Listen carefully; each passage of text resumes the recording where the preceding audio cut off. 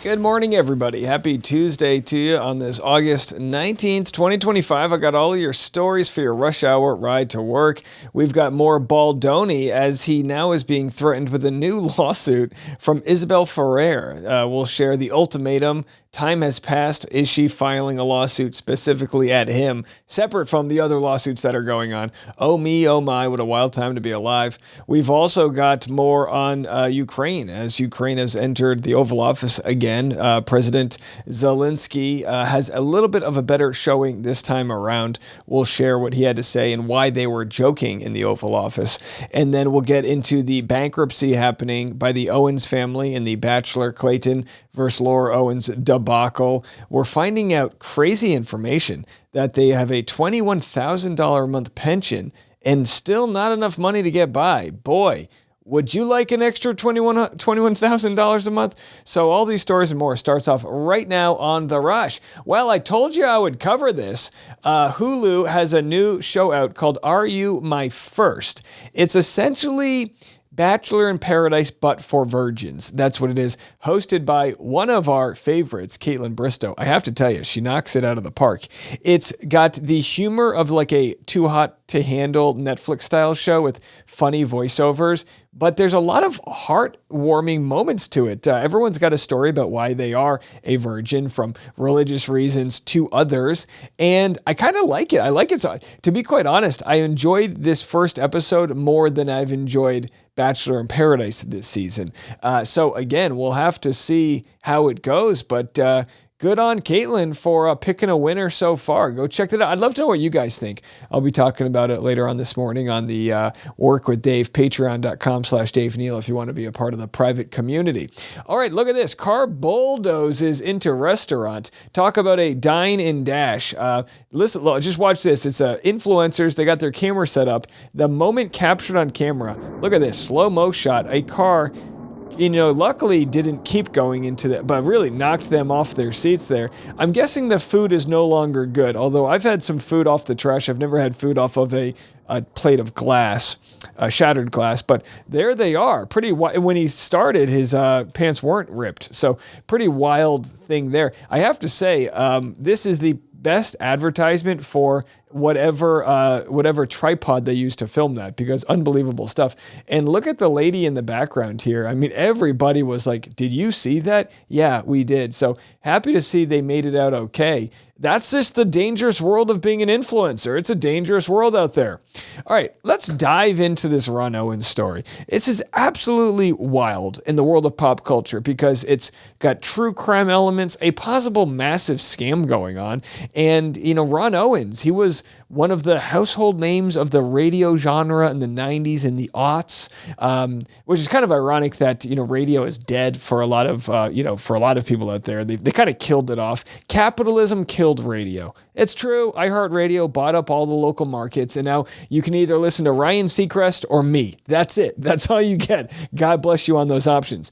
Either way, Ron Owens declared bankruptcy amid his controversy over daughter in the GoFundMe plea. It's a great article. You can see that the San Francisco Chronicle, Mercury News here, I think that's the San Francisco Chronicle, they've kind of done a little bit more of a deep dive into what the hell's actually going on with this family. As you know, we've been here from the beginning for 2 years now covering this case, as Clayton Owens was accused of being the father of Laura Owens' unborn twins. She claimed her family had unlimited funds to pursue them in court. Well, now we're finding out they can't even survive off of $20,000 a month pension. This guy, Ron Owens, was making $1.25 million a year as a radio guy. I mean, talk about privilege. So they filed for bankruptcy and revealed they have $2.3 million in liabilities. I'm going to kind of graze through this, but look, they even included Laura Owens' own mugshot there. What a wild time to be alive. Chapter 13 bankruptcy, the couple have revealed they have $2.3 million in liabilities, owe $500,000 to more than 40 banks, credit card companies, and other creditors, despite Owens' illustrious and seemingly lucrative 46-year career at KGO 810. The filing comes as their daughter Laura Owens faces trial in Maricopa County, Arizona, on allegations she tried to force Clayton Echard, a one-time star of The Bachelor, into a relationship in 2023 by telling him she was pregnant with twins. Now, of course, we know she absolutely did that. She tried to get him to sign a dating contract, basically saying, I am pregnant, and if you sign this dating contract and intend to date me, I will take the plan B and get rid of the pregnancies. And by the way, that wasn't the first time she did this. Pardon my redundancy here, but I have to continue to share this story as new people find us. So Owens and Black, Jan Black is Laura Owens' mom. Ron Owens and Jan Black moved to Scottsdale and purchased a $1.5 million home, expecting it would be better for him because of his mobility issues. They sold their San Francisco home for $3.5 million. Now, let me do the math. When you sell a home for $3.5 million and then buy a home for $1.5 million, you should have another $2 million. I know there's taxes and things like that. I'm just saying you should have a lot of money you could just throw into they're getting $20,000 a month in retirement. They have a $2 million profit seemingly, now of course he's a gambling addict, or that's what he's been accused of being a gambling addict, but their own mortgage right now is listed at $14,000 a month, but the bankruptcy filings show that they stopped making payments on it. $14,000 a month on a $1.5 million home, that doesn't make sense. None of this makes sense. I mean, if they're buying, again, I don't know how much money they put down on the home or whatnot, but a $1.5 million home, maybe they have renovations they did. I have no idea. The numbers just aren't mathing. And anyway, they go on. So they talk about Laura Owens and her doctor's sonogram. This is huge. You have to remember earlier on when they were covering this, Laura convinced them to remove parts of the statements and this and that, but the cat is out of the bag. So she's going to court next month, in October. She's going to court in San Francisco as she's trying to extend this lifetime restraining order against Mike Maricini. Then we'll see her in court, which, by the way, here's some breaking news no one's heard. I'm going to spill it to you right now. I'm hearing the reason they keep delaying this court case, the one in Arizona, is because they have so many files to go through. I'm hearing it's in the hundreds of thousands. That's what I'm hearing. I don't know if that's true. But it's absolutely wild to think that they might have this much amount of dirt on her, and she's not even admitting she did anything wrong. So legal experts say that Laura Owens' private criminal defense could run into the six figures, which is one reason that an online Justice for Clayton community of YouTube journalists and Reddit sleuths have repeatedly questioned the purpose of Ron Owens' GoFundMe campaign, which has raised $131,000. Now, frankly, I don't know. It's like she's got so many scams going on. I'm kind of in the camp of, look, you want to donate to Ron Owens? Go donate to Ron Owens. The problem is the guy's made so much money. He's got $20,000 a month coming in, and there might be some hard-earned boomers out there, God bless you, who said, oh, I love Ron Owens, I want to donate to him, and out of their good charity, they're breaking off money maybe where they don't really have it. And it's kind of insulting to think that people have opened their wallet for this guy when this family has burnt through millions. So we actually have Jan Black here, Ron Owens' wife, Laura's mom, commenting on us, the community that exposed this whole thing. She says, Ron has personally written to and thanked all the individuals, blah, blah, blah. She blasted the Justice for Clayton community. Why is she blasting us? We've done nothing but good. We've helped out all the victims. We've donated money to the victims in Texas and, helped people with their legal funds. What could she be upset with us for? Well, she says she's blasting the community whose campaign against her daughter, as well as her and her husband, has been relentless and deeply damaging. Black said that she and her husband have been supplementing their pensions and Social Security income, which totals $21,000 a month, according to the bankruptcy filings, with side ventures, but they have been significantly impacted by ongoing harassment and reputational attacks. By the way, we're not attacking anybody. I certainly am not attacking anybody. We are attacking the bullshit and seeking the truth. So you can see, they're continuing to smear us. All we've done is our homework, find out that their daughter committed all these different frauds, at least to the point where she's getting charged for 7 counts. Her daughter could be in jail for the rest of their dang lives. They may never see their daughter outside of the prison system again, all because, I guess, they were kind of shitty parents. I mean, I don't know what else to say other than you were shitty enough parents that you didn't stop your daughter back in 2016 when she did this with Mike Maricini, or 2018, whatever the years were. It's like been a very long time that this has gone on. The guardrails have been there to check you. You didn't do anything about it. Now what do you have to show for it? You were a family that should have had generational wealth. Wealth you would have passed down to your kids, your grandkids, and all of that. Instead, you got a couple mini ponies in a dusty home. Like, what is going on? So, and again, this is it. $21,000 a month, $252,000 a year. How many people are listening to this podcast right now irate because you bust your ass, you go to work, and you don't make that much money, and you do the right thing, and they're taking GoFundMe money when he's, clearly got his medical expenses, he's Medicare, he's, making all this money. This idea that they needed $130,000 for a GoFundMe, it's obvious to me that money is most likely, in my opinion, going towards a criminal defense fund. So there it is. There's your update there. So great job here in this article. And again, they're being sued by Chase Bank. $50,000 they owe them $200,000 in other purchases from 7 different Bank of America accounts. Maybe they just forgot their password. Maybe they're like my mom. You forget your password to your bank account, you just create a new bank account. Swipe it, baby, live a little bit. I don't know, maybe they can blame lead poisoning. Was there a lot of lead poisoning in San Francisco in the 70s? I'm sure. A lot of congestion, a lot of neurological issues. Don't blame them. It's not their fault they drove a leaded car.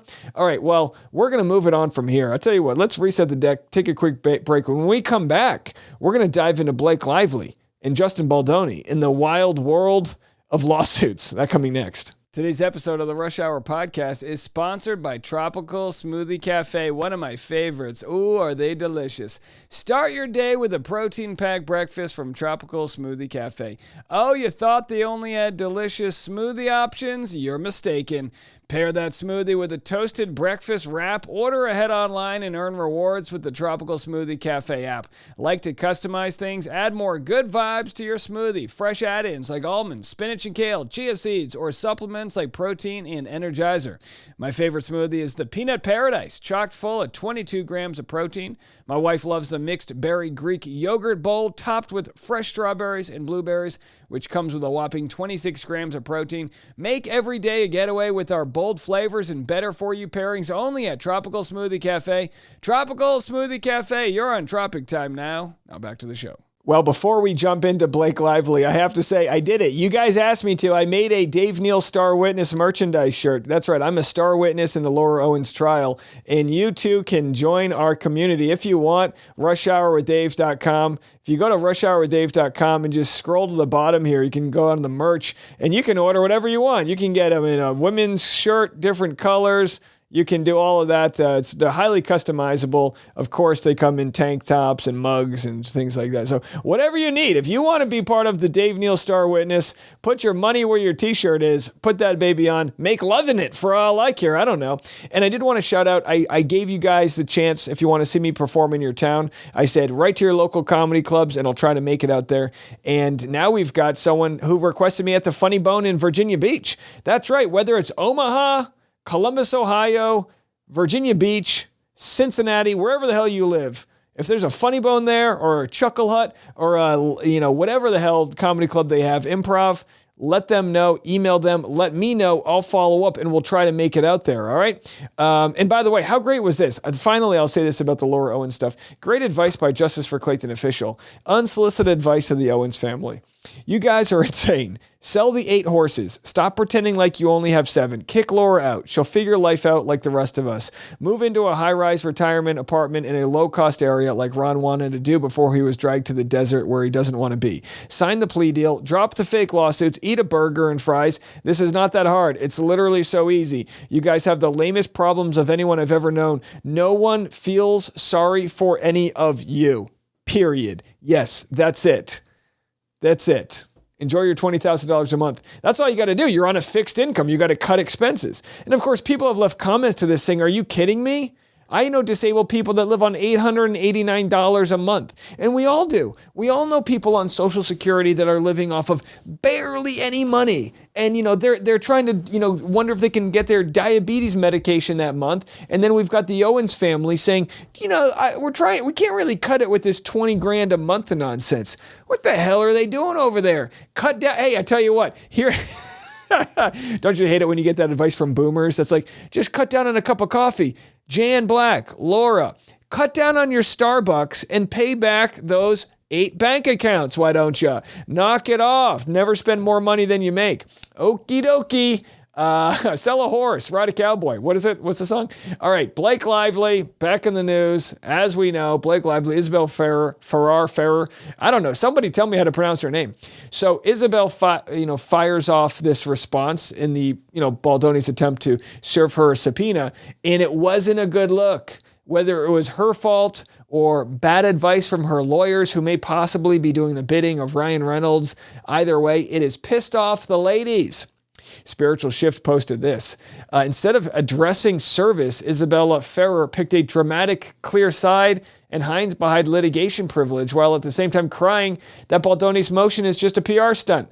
Nothing infuriates me more than when these privileged Hollywood Nepo babies come together to abuse the Me Too movement and overreact and cry victim. Yeah, I didn't realize Isabela is her father is the cousin of George Clooney. I don't know if that counts as Nepo baby. It's a Nepo cousin-in-law, twice removed. But either way, these are not the women I encounter in my daily life, family, work, school, or friends. But leave it up to these snooty, uptight celebrities to play their perpetual damsel in distress.